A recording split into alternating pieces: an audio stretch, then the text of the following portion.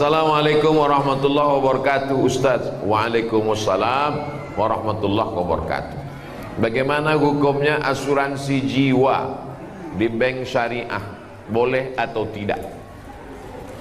Asuransi hukumnya ada dua.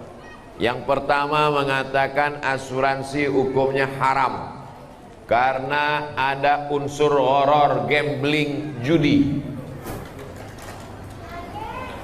Satu tahun bayar 10 juta, 10 juta, 10 juta, 10 juta, 10 juta, 10 juta, 10 juta, 10 juta. Semuanya ada 10 orang. 10 kali 10 berarti terkumpul uang 100 juta. Tiba-tiba meninggal saya, mati. Saya yang dapat. Sudah bayar 10 tahun, nggak mati-mati. Judi. Maka kata kelompok yang pertama, asuransi itu ada judinya, maka dia haram. Kelompok yang pertama mengatakan haram. Kelompok yang kedua mengatakan asuransi itu halal, boleh. Kenapa? Karena di dalamnya ada unsur ta'awun, tolong menolong. Saya susah, nggak ada uang, maka dengan adanya uang iuran 10 juta, 10 juta, saya menjadi tertolong. Baik asuransi jiwa, asuransi kesehatan, maupun asuransi kendaraan, keselamatan di jalan raya. Maka ada dua pendapat. Begitu kata Syekh Ali Jum'ah dalam kitab Fatawa Mu'asirah, fatwa kontemporer. Silakan pilih antara dua ini, karena asuransi tak ada zaman Nabi. Saya milih judi Pak Ustadz, kalau begitu haram. Saya milih tolong menolong Pak Ustadz, kalau begitu boleh, silakan. Tapi konsisten. Jangan ketika nggak dapat dibilang haram, pas dapat halal. Ustadz sendiri, saya tidak pakai asuransi jiwa, saya tidak pakai asuransi kesehatan, saya tidak pakai asuransi kendaraan. Terus pernah tabrakan? Sering. Karena saya menganggap itu bagian dari judi. Tapi saya tak menyalahkan. Apalagi di sini ada tulisannya asuransi syariah. Nanti kalau ada sales yang datang ke perumahan Bapak Ibu mengatakan silakan daftar asuransi syariah, tanya mana fatwa dari DSN, Dewan Syariah Nasional. Air minum ini tidak boleh diminum sebelum ada label halal. Ini ada Pak Ustadz? Ada halalnya. Mereknya Sahabat. Sahabat apa? Sahabat UAS. Kalau minuman makanan kita mesti tahu ada label halalnya. Bukan label Pak Ustadz, label. Terserahlah mau label mau label.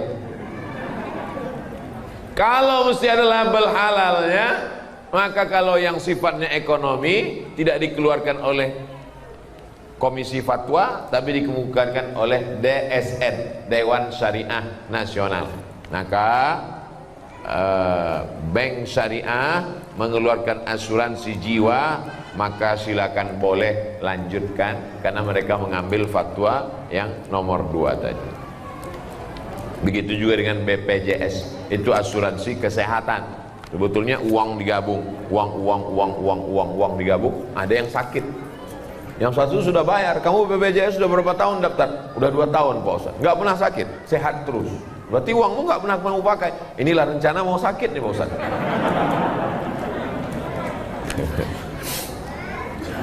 Assalamualaikum Pak Ustaz. Waalaikumsalam warahmatullahi wabarakatuh. Saya bekerja di swasta. Sebagian besar saham dimiliki non-muslim dan saya menerima gaji setiap bulan. Namun per bulannya ada sumbangan rutin dengan nominal tertentu ke yayasan, tak saya sebut nama agamanya, menjaga kode etik jurnalistik, di mana situ sifatnya wajib bukan sukarela. Apakah kami nanti di akhirat saat dimintai pertanggungjawaban kemana uang sumbangan ini? Bagaimana hukumnya bekerja di perusahaan non-muslim? Pertanyaan ini ada 2 pertanyaan bercabang. Pertanyaan pertama, apa hukum kerja di tempat non-muslim? Nabi punya menantu namanya Sayyidina Ali bin Abi Thalib, menantu Nabi. suami dari anaknya Sayyidatuna Fatimah. Pindah ke Madinah, kerja di rumah orang Yahudi. Kerjanya menimba air orang Yahudi. Susah, nggak ada duit, ngambil upah menimba air.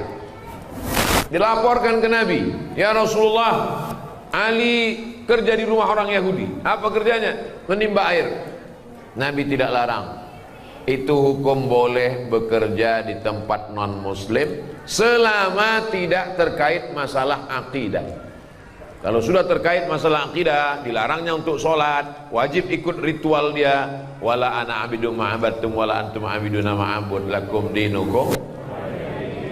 Tak boleh. Bekerjanya kalau tidak ada hukum terkait dengan akidah boleh. Yang masalah nomor 2 adalah nyumbang. Setiap uang yang keluar dari kita akan ditanya an malihi, harta yang kau keluarkan akan ditanya min ainak tasabahu, dapatnya dari mana, wa fima anfaqahu, dipakai untuk apa. Kalau umur pertanyaannya satu, umur kemana kau habiskan. Kalau ilmu pertanyaannya satu, sudahkah kau amalkan. Kalau badan pertanyaannya satu, sudah kau pakai untuk apa kaki dan tangan, mata, telinga, lidah.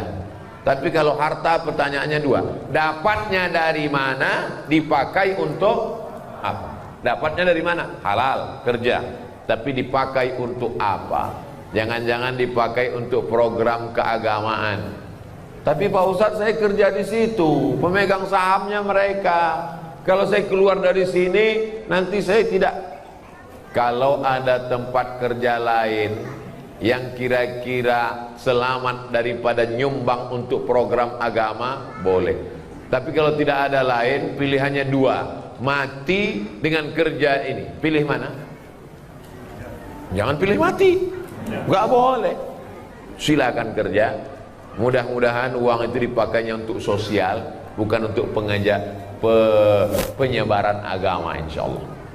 Tapi kalau masih ada alternatif lain, hanya beda-beda sekian gajinya, ini lebih rendah tapi selamat dari nyumbang untuk program akidah orang lain, maka pilih.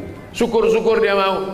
Boleh nggak Pak, saya orang Islam, uangnya dipakai untuk Masjid Darul Falah. Boleh, silakan, kata dia. Silakan pakai untuk Darul Falah, tapi bulan depan kau nggak di sini lagi.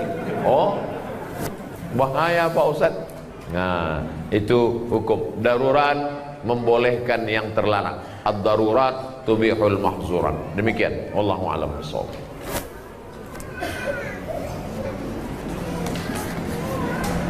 Assalamualaikum Ustadz Somad. Waalaikumsalam warahmatullahi wabarakatuh. Kalau punya hutang sholat bertahun-tahun, bisa nggak dibayar ketika sholat rawatib? Tidak satu, dan tidak boleh mengerjakan sholat sunat.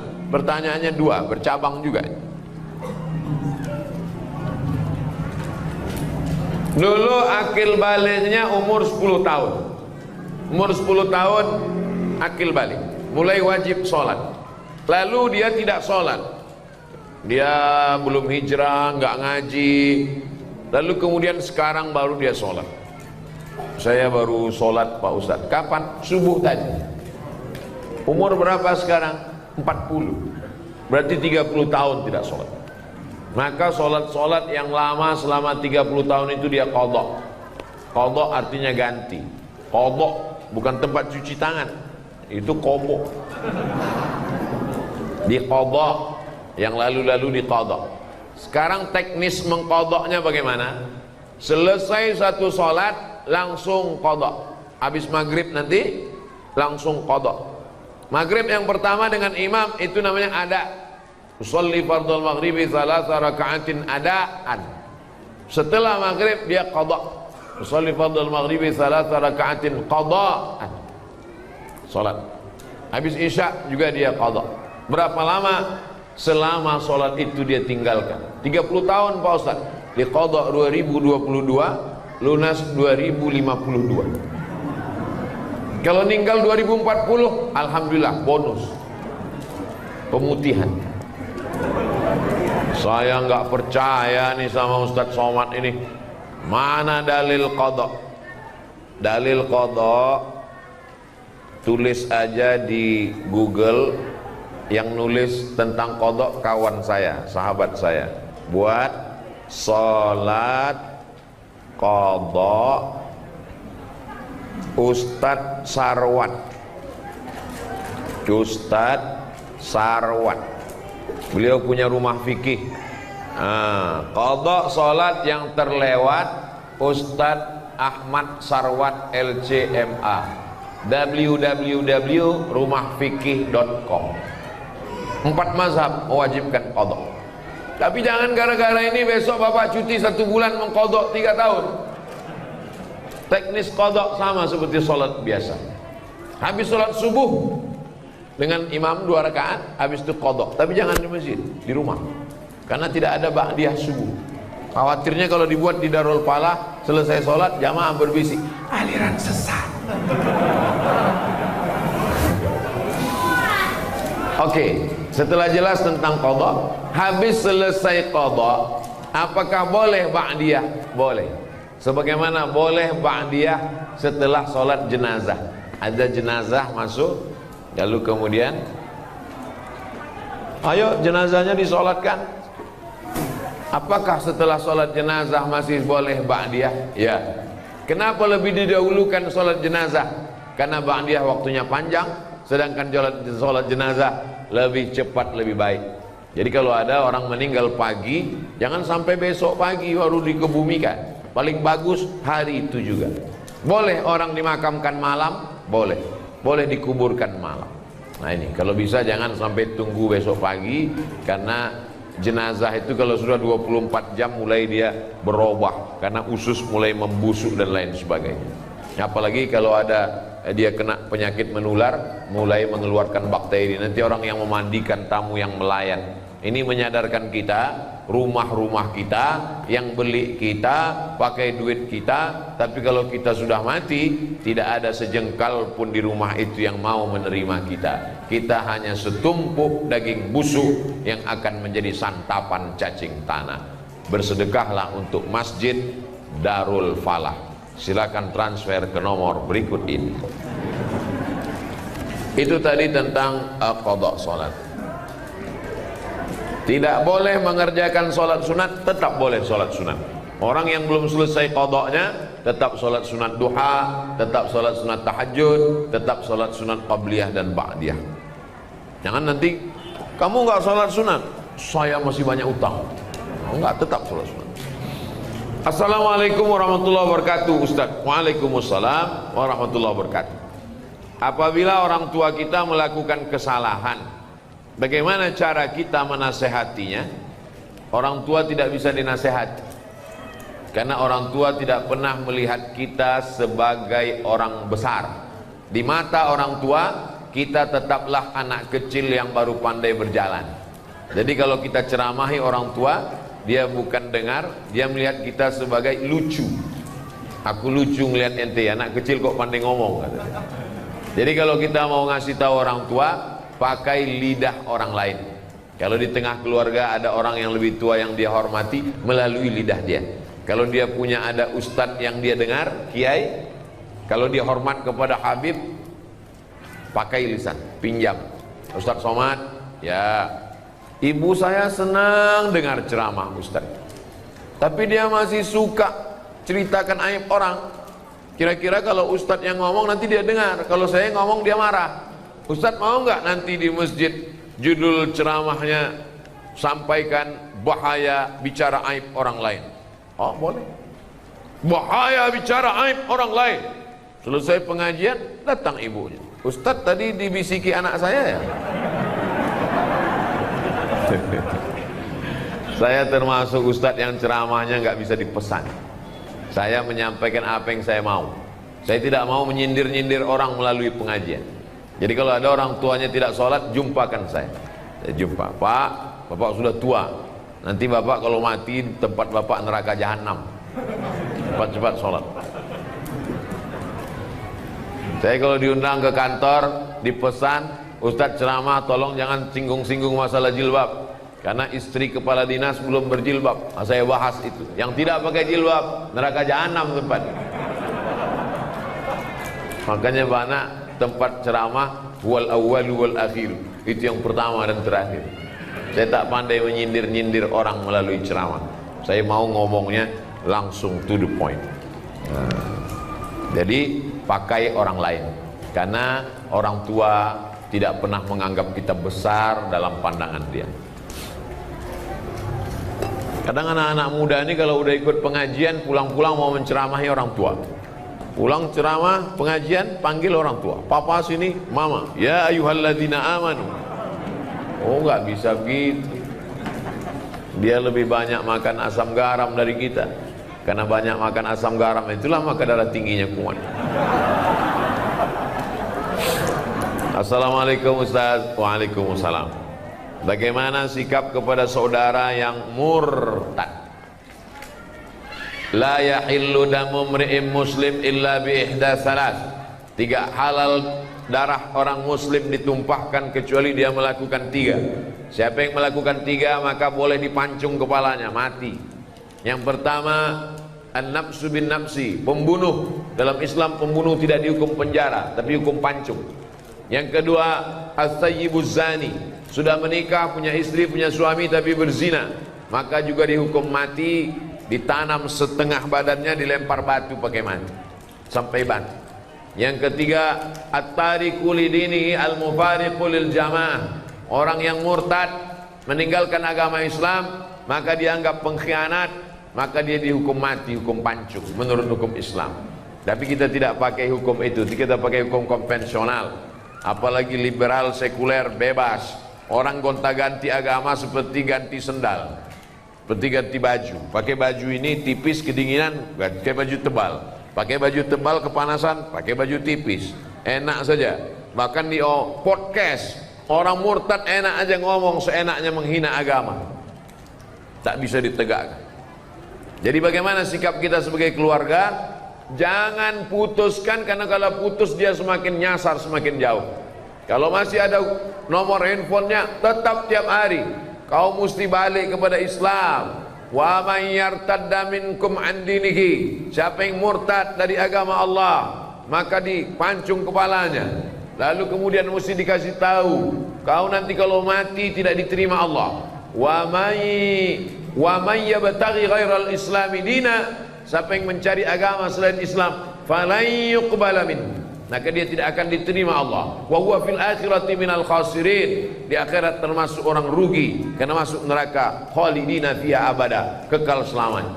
Jangan pernah berhenti mengajak dia untuk balik ke agama Islam sampai akhirnya dia mati.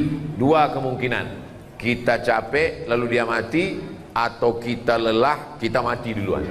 Yang penting kita sudah melaksanakan amar ma'ruf nahi mungkar. Adapun berbaik-baik menganggap ini bukan masalah, maka kita sudah melakukan setuju dengan perbuatan mungkar. Man ra'a minkum mungkaran, siapa yang melihat perbuatan mungkar, falyughayyir biyadihi, robah dengan tangan. Fa illam yastati, kalau tak sanggup dengan tangan, fa bilisani, dengan lidah. Kalau tidak sanggup dengan lidah, dengan hati. Jangan diam, karena diam berarti as-sakitu anil haq syaitan akhras, orang yang diam terhadap kebenaran diinjak-injak. Orang minum khamar aja kita tak boleh diam. Innamal khamru khamar, wal maisir judi, wal ansab menyembelih binatang untuk berhala, wal azlam mengundi nasib, rijsun najis min amali syaitan, perbuatan syaitan. Fajtanibu, jauh. Apalagi yang lebih hebat daripada zina, lebih hebat daripada minum khamar, apa dia? Murtad. Nauzubillah. Mudah-mudahan Allah selamatkan keluarga, tetangga, anak cucu kita dari murtad ini. Luar biasa gerakan pemurtadan sekarang.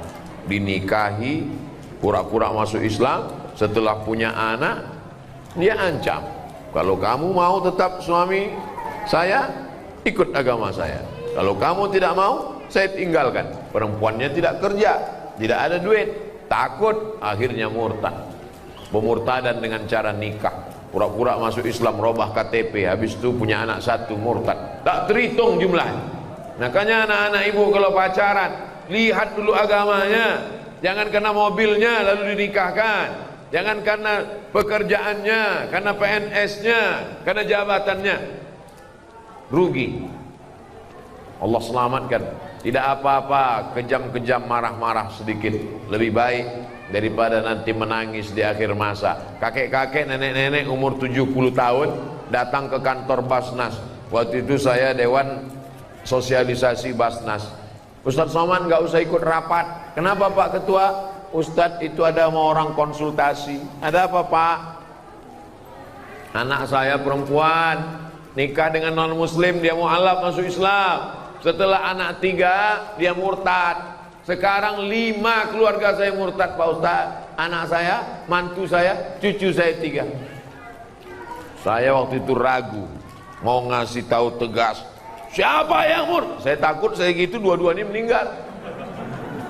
Saya bilang bapak pulang aja ke rumah, makan enak, banyak-banyak zikir, banyak-banyak doa, mudah-mudahan Allah balikkan hatinya. Sudah tak tertolong lagi, bagaimana caranya? Ini berawal dari kenapa bisa anak nikah dengan orang tidak seakidah. Karena gara nonton sinetron, gara-gara nonton artis infotainment. Beda agama nggak apa-apa, dalam Islam tidak bisa. Dalam Islam yang pertama kali dilihat adalah agamanya. Tungkahul mar'atu li arba', perempuan dinikahi karena 4. Limaliha karena hartanya, wali hasabiha karena keturunannya, wali jamaliha karena kecantikannya. Tapi pandang yang keempat, fazfar bidzatid din, lihat agamanya. Taribat yadaka, kau akan selamat. Kalau mau mencari menantu laki-laki, idza ja'akum man tardawna dinahu, kalau ada orang yang meminang anakmu, maka yang pertama kau lihat din, agamanya, wa khuluquhu, akhlak. Ini mentang-mentang ada orang minang anak, begitu dibuka gorden dilihat mantu mobil baru, oh ini dia sesuai dengan istikharahku tadi malam, istikharah cinta. Oh inilah calon mantu kita. Padahal suaminya udah ngasih tahu, ojo ke susu bu, inilah dia. Ternyata setelah dinikahi seminggu murtad dia, dunia tak dapat, akhirat tak dapat. Menangis anak pulang meleleh air mata, mama kenapa? Mobilnya kredit. Dunia tak dapat, akhirat melayang. Nauzubillah. Mesti tanya-tanya, mesti resek, mesti cerewet demi keselamatan anak. Yang sudah terjadi apa boleh buat. Nasi sudah jadi tai ayam. Orang sudah murtad, ibu cerita bubur juga lagi.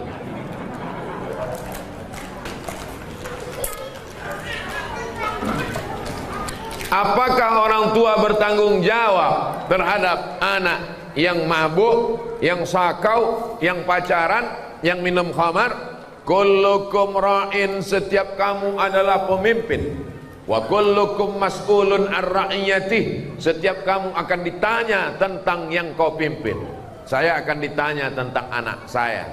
Maka anak keponakan saya laki-laki, adik saya laki-laki. Adik laki-laki punya anak perempuan. Kalau dia meninggal, kalau meninggal adik saya yang menjadi walinya. Maka adik keponakan perempuan saya wajib masuk pesantren. Karena kalau bapakmu meninggal, aku walimu. Aku yang menikahkan, aku tanggung jawab di hadapan Allah Subhanahu wa taala. Bapak laki-laki punya saudara kandung laki-laki, punya anak perempuan, maka kalau meninggal bapaknya, bapak akan menjadi walinya. Maka kita bertanggung jawab di hadapan Allah. Anak keponakan saya wajib masuk pesantren karena saya tak sanggup mendidik mereka. Benteng pertahanan umat Islam, akidah Ahlussunnah wal Jamaah, bisa hafal Quran, selamat dari pergaulan bebas, selamat dari narkoba, selamat dari sekuler, selamat dari liberal, selamat dari aliran sesat. Pesantren, masukkan anak ke pesantren. Yang sudah memasukkan, alhamdulillah. Yang belum memasukkan, insya Allah. Sudah dikasih tahu nggak juga mau masukkan, innalillah. Kalau sudah dimasukkan ke pesantren, sudah dididik, tetap juga dia buat dosa, kita tidak tanggung jawab. Wala taziru waziratun wizra ukhra, orang tidak menanggung dosa orang lain. Tapi kita sampai mati tetap amar ma'ruf nahi mungkar. Jangan diam. Bu, anaknya saya bawa nonton ya. Jangan. Sebentar aja bu, ke Parung Panjang, nanti saya belikan mie ayam sama bakso. Bawalah. Betapa murahnya harga anakmu. Padahal kau mengandungnya 9 bulan 10 hari. Di Parung Panjang ngandung masih 9 bulan 10 hari. Alhamdulillah. Di tempat lain ada yang 3 bulan lain. Menyusukannya 2 tahun. Meregang nyawa melahirkannya. Kenapa dibiarkan sia-sia? Kita akan diminta tanggung jawab di hadapan Allah. Tapi jangan gara-gara ini lalu takut punya anak. Silakan punya anak, karena anak bisa menolong. Rabbi habli minas sholihin. Itu pertanyaan-pertanyaan. Ada lagi? Habis. Itu baik.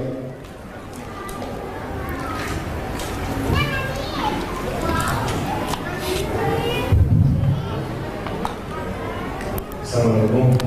Waalaikumsalam warahmatullahi. Saya meminta kalau saya ini biasakan khususnya buat saya, umumnya buat diambil ilmunya Ustaz. Terus yang saya pertanyakan ini Ustaz, kita ini tinggalkan di ilmuwan itu sangat heterogen Ustaz. Mau di agama sebenarnya. Ini pertanyaan pribadi gitu. Saya itu tinggal benar-benar kanan kiri nempel tembok itu masuk. Niat saya bukan kabur, saya pengen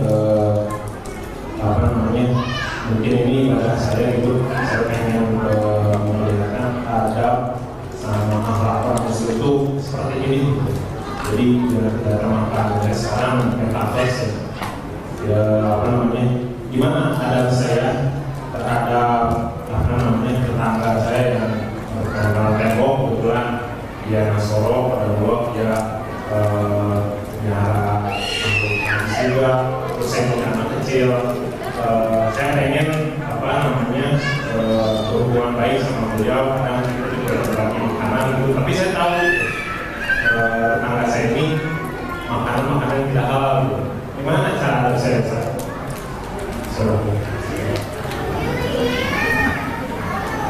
Saya bertetangga dengan non-muslim sampai kelas 6 SD. Setelah itu orang tua saya pindah, tapi hubungan saya sampai hari ini baik. Masih WA-WA, masih kirim-kiriman.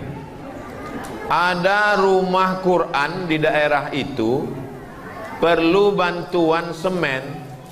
Yang WA saya yang non-muslim tadi, Ustadz Somad, dekat rumah kita ada rumah Quran, sekarang sedang pembangunan. Ada orang di Jakarta mau dapat jadwal ceramah TNI melalui yang non muslim tadi. Jadi hubungan kami tetap baik dalam hubungan sosial, tapi dalam hubungan akidah, wala ana abidu ma'abadtum wala antum abiduna ma'abud lakum dinukum. Dulu kalau hari raya dia kirim kami makanan, tapi dia tahu kita tidak makan makanan dia kasih kuehnya kue kotak, kue bungkus pabrik halal, minuman kaleng. Kita saling menjaga. Sebetulnya yang merusak ini provokator. Medsos ini luar biasa fitnah. Adapun bertetangga menjaga adab, justru dia masuk Islam karena adab itu.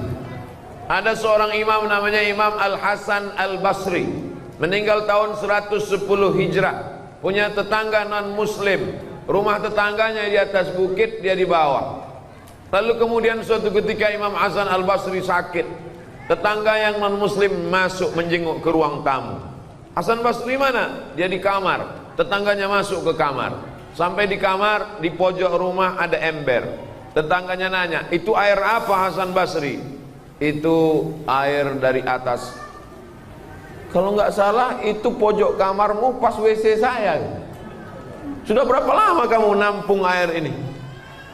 Isrun sana, 20 tahun sudah kutang. Agama apa yang mengajarkanmu selembut ini Hasan Al-Basri? Saksikanlah wahai Hasan Al-Basri. Asyhadu an la ilaha illallah wa asyhadu anna Muhammadar Rasulullah. Kisah ini ada dalam kitab Gharaib wa Taraib, ditulis oleh Syekh Abu Amr Al-Misri. Sa'ah wa sa'ah, Gharaib wa Taraib. Kejadian-kejadian unik dalam sejarah Islam. Masuk Islam bukan karena dia ajak masuk Islam, kalau tak masuk Islam neraka jahanam. Masuk Islam karena tersentuh hatinya. Orang kalau sudah kau sentuh tepat di hatinya, dia akan jadi milikmu untuk selamanya. So sweet. 20 tahun menahankan itu, buahnya ada tetangga masuk Islam. Kita kadang dia baru salah parkir sekali sudah keluar kebun binatang dari mulut kita. Dia punya anjing, lebih galak pula mulut kita dari anjingnya lagi. Adapun dia punya anjing, kita usahakan bagaimana caranya, apa pantang yang membuat kira-kira anjing itu tak masuk ke halaman kita. Karena kalau sampai air liurnya basah, kalau kering sama kering tak apa, tapi kalau sampai basah sama kering, maka mesti dibasuh 7 kali. Kalau sampai anjing itu mengeluarkan air liur di halaman, lalu kemudian halamannya itu anak kita jalan, kena kakinya, mesti kita siram kaki anak kita itu 7 kali dengan air, salah satunya dengan air yang dibasuh tanah. Kalau di sini ada tetangga punya anjing, sementara kita tidak punya pagar, mesti izin ke developer atau ke lingkungan, mesti pagar, karena kalau tidak anjingnya apa kan akan masuk. Atau dibuatkan aturan, siapa yang melihara anjing mesti di dalam rumah dia. 2 kemungkinan, anjing itu mesti di rumah dia atau rumah kita berpagar, karena kalau tidak mau tak mau anjing masuk, karena anjing tidak bisa baca kecuali kita bilang anjing dilarang masuk. Kita mesti menjaga ini hidup bertetangga, karena kalau tidak ini akan merusak tatanan sosial kita. Mudah-mudahan akhlak kita membukakan pintu hidayah untuk mereka. Ayyadiyallahu bika rajulan wahidan, satu orang dapat hidayah karena engkau, khairum min humurin na'am, lebih baik daripada kau memiliki dunia beserta isinya. Tentang ijazah, ajaztukum jami'a marwiyati wa muallafati wa muhadarati, aku ijazahkan semua kajian-kajian, riwayat-riwayat hadis dan zikir, semua ceramah-ceramah, yang buku-buku yang sudah kusampaikan selama ini kepada seluruh jamaah Masjid Darul Falah yang hadir pada saat ini. Asa an tanfa'ana fid dharaini, mudah-mudahan bermanfaat untuk kita dunia akhirat. Amin ya rabbal alamin. Baik, terakhir.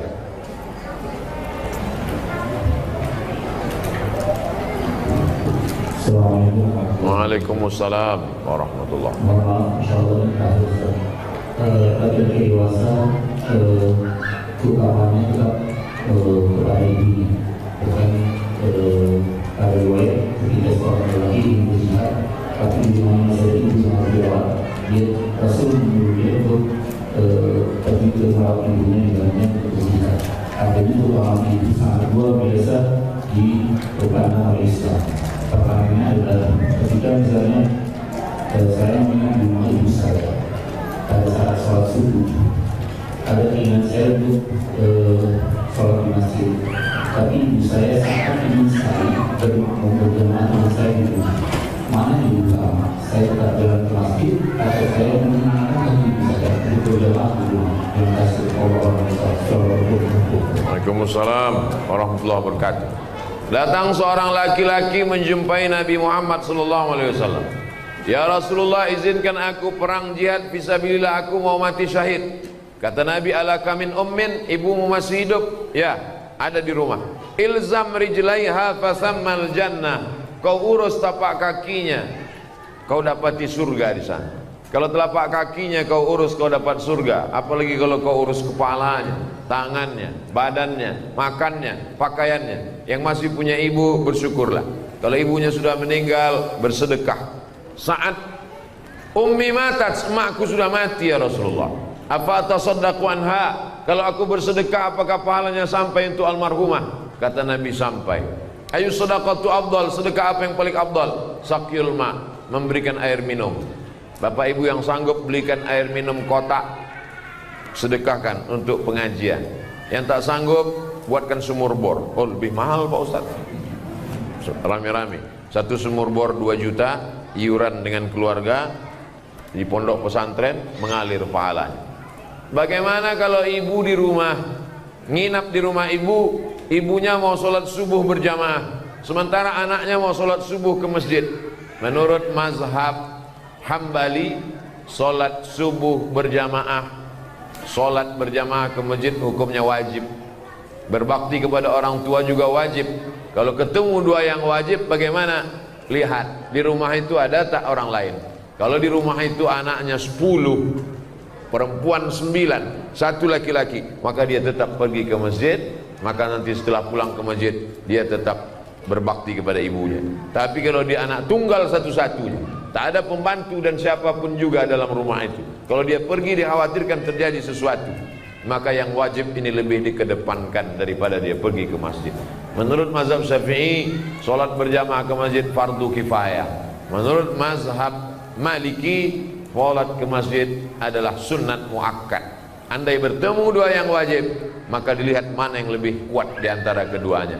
Kalau anak tunggal sendirian, tak ada orang lain yang menjaga, maka wajib kau bersama ibumu, karena dikhawatirkan akan terjadi sesuatu. Sedangkan di masjid solat berjamaah tetap ada imam dan makmum, sehingga solat tetap terlaksana. Kalau sampai masjid Darul Falah ini kosong, tidak ada orang solat berjamaah, satu perumahan ini istahwadat alaihimus syayatin, satu perumahan ini diganggu setan. RT-nya kesetanan, RW-nya kesetanan, masyarakatnya kesetanan.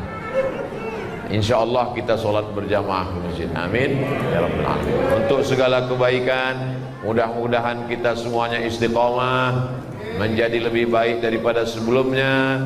Yang sakit-sakit diangkat penyakitnya, yang terlilit hutang ditolong lepas dari riba, anaknya menjadi anak yang soleh dan solehah, keluarganya sakinah mawaddah warahmah. Ala hazihin niyah al-Fatihah.